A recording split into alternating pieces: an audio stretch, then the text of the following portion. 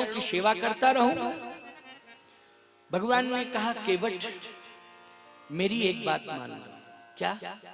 मैं चरण तो नहीं दे पा रहा, लेकिन एक वस्तु दे रहा हूं, ऐसी वस्तु दे रहा हूं कि इंद्र के पास भी नहीं है।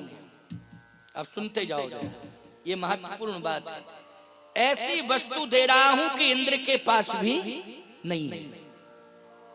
केवट ने कहा कि वो वस्तु कौन है, जरा बताएं आप वस्तु। भगवान ने कहा कि दूं।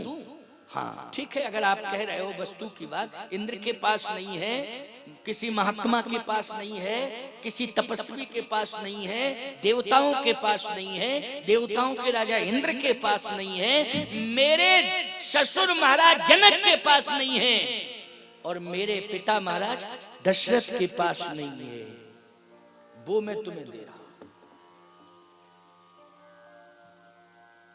अच्छा क्या है प्रभु?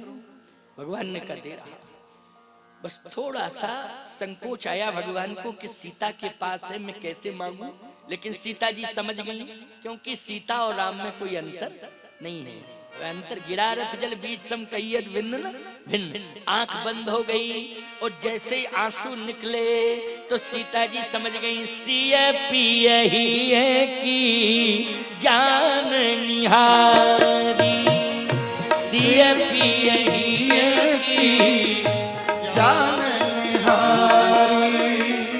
मणि मुद्री मन मुदित उतारी, मणि मुद्री मन उतारी, मणि मुद्री मन मुदित उतारी, मणि मुद्री मन मुदित उतारी। कहेऊ कृपालु लेहु लेहु लेहु। वो मुद्री जो सीता जी ने दी, ये मुद्री किसी के पास नहीं, केवल जनक जी के पास थी, लेकिन सीता जी को मिल गई थी। वो थी किसके पास? जनक के पास। इसलिए महाराज श्री जनक इतने बड़े तपस्वी साधक बन गए कि स्वर्ग से देवता आते थे जनक के पास, महात्मा जाते थे जनक के पास। बोलो भाई, जाते थे कि नहीं जाते थे? अरे दशरथ जी ने तो तपस्या करके राम जी को प्राप्त किया है, लेकिन जनक जी ने तो बिना निमंत्रण के प्राप्त कर लिया राम को। बोलो कर लिया कि नहीं? कोई सूचना, कोई निमंत्रण नहीं पहुंचाया था महाराज श्री जनक ने, लेकिन भगवान बिना निमंत्रण के पहुंच गए थे जनकपुर में। जनक जी का व्यक्तित्व ही अलग था। और सुनो मेरी बात को, जनक जी महाराज के राज्य में सब एक जैसे थे। कल मैंने बताया ना, कल की कथा में, कि चाहे झाड़ू लगाने वाला हो उसका भी महल बना हुआ है। अगर जनक का महल सोने का है तो उसका भी महल सोने का ही है। ये मुद्री का चमत्कार था। तो भगवान राम ने कहा कि ऐसी वस्तु दे रहा हूं संसार में किसी के पास नहीं, तेरे पास रहेगी। ये मुद्री लो। केवट ने कहा कि मुद्री मुझे नहीं चाहिए, नहीं चाहिए मुद्री। भगवान ने कहा किसी के पास नहीं, तेरे पास। इंद्र भी तेरे व्यक्तित्व के आगे छोटा पड़ गया। जनक जी का, जनकपुर का वैभव भी कुछ नहीं है, अवधपुर का वैभव भी कुछ नहीं है। और जिसे मैं मारने के लिए जा रहा हूं ना, लंकाधिपति दशानन को, उसका वैभव भी कुछ नहीं है। सारे वैभव फीके। मैं एक बात कहता हूं, भक्त के आगे सब फीके हैं। सही बात बता रहे आपको। लेकिन आज मुश्किल की बात है, उल्टी खोपड़ी वाले भक्त को सबसे ज्यादा फीका समझते। उल्टी खोपड़ी वाले सबसे ज्यादा फीका किसको समझते हैं? भक्त को। कहते हैं ये तो अर्ध पागल है, अर्ध पागल, अर्ध विक्षिप्त है, ये पता नहीं क्या करता रहता है, किसकी भक्ति, इसकी भक्ति, उसकी भक्ति, भक्ति भक्ति में भक्ति कर रही है। मीरा भक्ति करती थी ना, मीरा भक्ति, तो वो चित्तौड़ के लोग कहते थे भक्ति भक्ति में भक्ति फिर रही है। यहाँ भग रही वहां भग रही, वृंदावन जाती, कभी द्वारकापुरी जाती, कभी कहीं जाती, भक्ति भक्ति फिर रही है।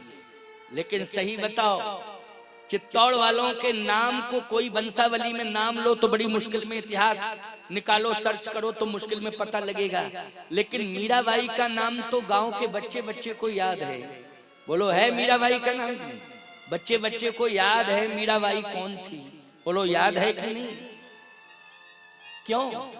भक्ति के कारण मीरा आज सबकी जुबान पर है। बोलो है जुबान पर कि नहीं? मैं एक बात बताऊं, एक मुसलमान गायक है, एक भजन में प्रसिद्ध हो गया, पायो जी मैंने राम रतन धन पाया।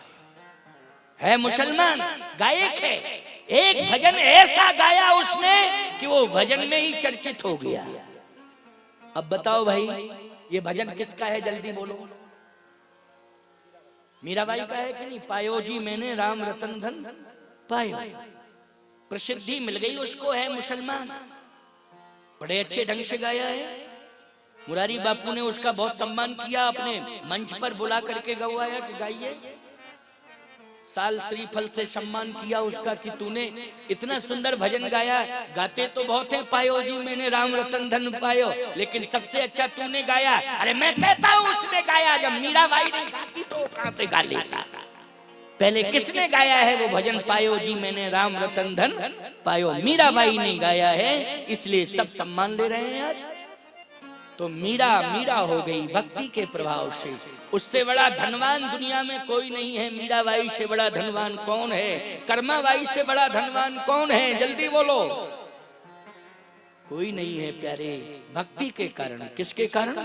भक्ति के कारण। आज हम सबके जीवन में भक्ति आ जावे तो हम सबसे बड़े पूंजीवादी हैं। बैकुंठ भी फीका है हमारे सामने, बैकुंठ भी फीका है। आज भगवान ने कहा कि इस मुद्री को ले लो, बैकुंठ का अस्तित्व भी कुछ नहीं रहेगा इस मुद्री के आगे। केवटने का नहीं चाहिए। क्यों? मुद्री देने का तरीका ठीक नहीं है। वाह क्या बात है। भगवान ने कहा क्यों क्यों क्या कैसे क्या? ये मुद्री आपके उंगली में होती तो मैं लेने पर विचार करता, लेकिन ये मुद्री तो सीता जी की उंगली में थी, उन्होंने उतार करके दी और दी है। तो आप कह क्या रहे हो? कहे हूं कृपाल ले उतराई, केवट चरण गहू अकुलाई। आप ये कह रहे हैं इस मुद्री को लो, ये तुम्हारी उतराई है, मानी मजदूरी है।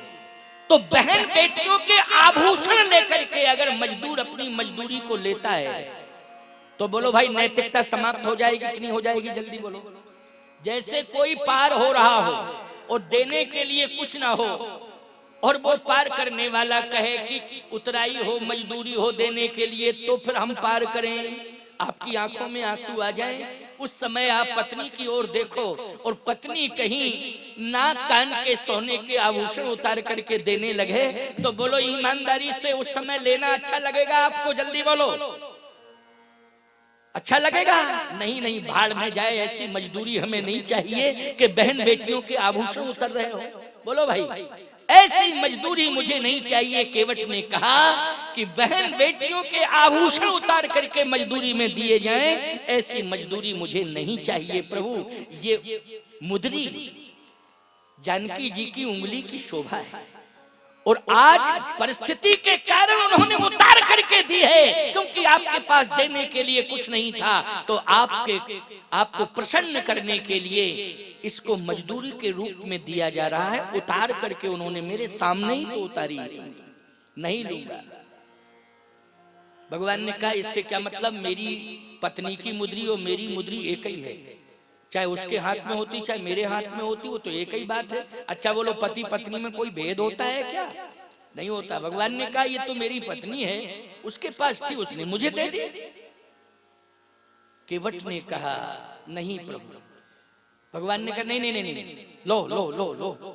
केवट बोला ये बताओ, ये मुद्री महाराज दशरथ ने पहनाई थी कि जनक जी ने पहनाई थी? ये बताओ। भाई दो की स्वर्ण आभूषण दो के द्वारा मिलते हैं, या तो ससुराल में मिलते हैं या घर में बाप के द्वारा मिलते हैं या ससुर के द्वारा मिलते हैं। क्यों भाई, विवाह में दो के ही द्वारा मिलते हैं कि नहीं? जल्दी बोलो। हाँ, आपने भी कहा, सही बात है। तो केवट ने कहा ये मुद्री दशरथ जी ने पहनाई थी कि जनक जी ने? भगवान राम ने कहा जनक जी ने, क्योंकि दशरथ जी के पास थी ही नहीं, वो जनक जी के पास थी। और जनक जी के पास थी तो ऐसी मुद्री थी कि वो चिद्र रूपा मुद्री थी। उस मुद्री की विशेषता थी कि जिसके हाथ में रहेगी उसकी हर कामना पूरी होगी। जैसे रात्रि को 12 बजे कोई जंगल में खड़ा है तो दो ही हो, या तो कल्प वृक्ष के नीचे खड़ा हो तो उसकी कामना पूरी कल्प वृक्ष करेगा, या मुद्री जिसकी उंगली में हो, हाथ में हो, उसकी मनोकामना पूरी होगी। तो एक बात बताएं, वृक्ष चल नहीं सकता है, वृक्ष के पास चल के जाना पड़ेगा, लेकिन मुद्री जहां आप जाओगे वहां चली जाएगी। बोलो तो कल्प वृक्ष से ज्यादा विशेषता मानी जाएगी कि नहीं मानी जाएगी? बोलो भाई। कल्प वृक्ष स्थायी होता है, वृक्ष चलता फिरता नहीं है। वृक्ष क्या है? स्थायित्व होता है उसमें। उसके नीचे आप जाओगे तब मिलेगा। और मुद्री सचल रहती है, जहां आप जाएंगे वहीं मुद्री आपके पास जाएगी। और जाएगी तो आप जो भी मांगेंगे, जब मांगेंगे, मुद्री कल्प वृक्ष से भी ज्यादा महान है, मनोकामनाओं को पूरा करने वाली, तो उसे वहीं मिल जाएगा। भगवान ने कहा इसलिए इंद्र के पास भी नहीं है, किसी के पास नहीं है, तुझे मिल रही है। केवट ने कहा नहीं प्रभु, मुझे आपकी चिंता है, मैं तो यहीं रहूंगा, गंगा का जल पी करके गुजारा कर लूंगा, कभी कभी चटनी रोटी मिल जाएगी तो खा के गुजारा कर लूंगा, कभी कभी फल ही ले लूंगा, कभी निराहार रह जाऊंगा। लेकिन आपका कोई ठिकाना नहीं कि आप कहां जाएंगे और कहां रहेंगे और किस परिस्थिति में रहेंगे। कोई नहीं देगा आपको इस परिस्थिति में आप रहेंगे कि कोई आपको देगा नहीं। शायद कोई देने वाला, प्यासा पानी पिलाने वाला कोई मिल जाए, प्यासे को पानी पिलाना चाहिए, भूखे को भोजन देना चाहिए, कोई मिले, कभी कभी मिले। इसलिए भगवान राम ने 7 दिन तक फल ग्रहण नहीं किए थे। 14 साल में 7 दिन ऐसे बिताए भगवान राम ने, ऐसे बिताए सीता जी ने तो और ज्यादा बिताए। 14 महीना बिताए बिना अन्न जल के, बिना अन्न जल फल के 14 महीना सीता जी ने कहां बिताए हैं आपको मालूम है? लंका में बिताए। वो कंडीशन आ गई थी। क्यों? ये मुद्री सीता जी के पास नहीं थी, हनुमान जी लेकर के गए हैं बाद में। समझ गए हो कि नहीं? लेकर के कौन गए?